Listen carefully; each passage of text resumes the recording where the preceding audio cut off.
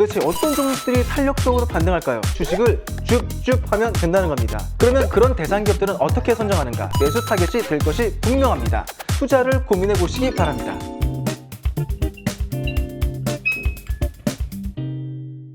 안녕하세요. 투자에 대한 올바른 방법을 고민하는 슬기로운 투자 생각 슬투생의 이인구입니다. 지난 영상에 이어지는 주제로 준비했습니다. 중국 시장 어떤 종목을 투자해야 되는데 좀 자세히 얘기해 달란 말이야. 일단 반등 랠리가 기대되는 종목들은 놓치면 안 되겠죠. 말은 쉽지 도대체 어떤 종목들이 탄력적으로 반등할까요? 아주 쉽게 접근해 보겠습니다. 중국 증시는 지난 3년간 계속 흘러내렸죠. 개별 기업단의 문제도 있었지만 중국 증시 전체적으로 하락했습니다. 물론 개별 기업별로 경제 산업의 영향을 받으며 주가 차별화 등 당연히 있었겠지만요. 그러면 중요한 게 뭐죠? 개별 기업 상황 어떤지 모르겠고 나는 일단 중국 팔래! 라는 흐름이 지속됐다는 겁니다. 그래서 좋은 기업임에도 불구하고 도매가로 다 헐값에 팔려버린 주식들이 너무 많다라는 거죠.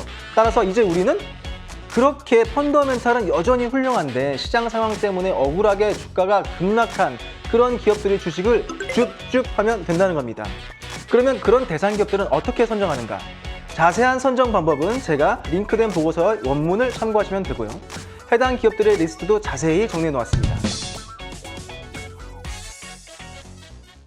오늘은 대표적으로 전 세계 1위 배터리 업체인 CATL이라는 기업을 앞으로 왜 주목해야 하는지 설명드리겠습니다.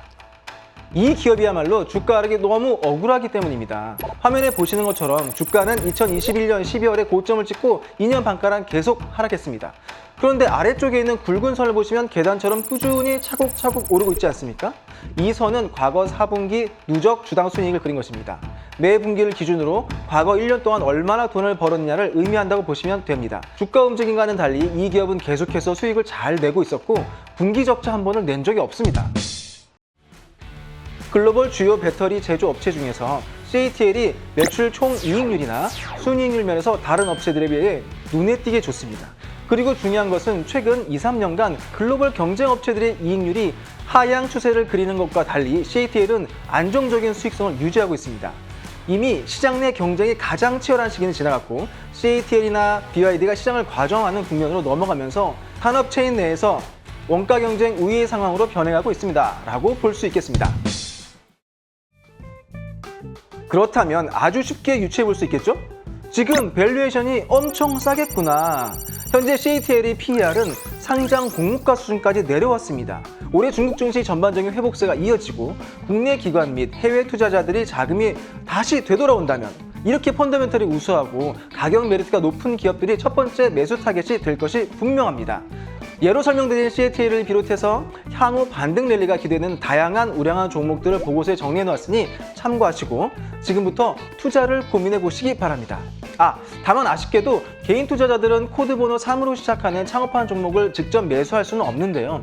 대신해서 중국 전기차, 배터리 등에 집중 투자하는 ETF들에 투자하는 것도 한 방법이 될 것 같습니다. 2024년 환승 차이나 전략으로 시리즈 영상을 계속 만들고 있는데요. 중국 투자에 계속해서 관심 가지길 바라면서 저는 다음 시간에 뵙겠습니다. 감사합니다.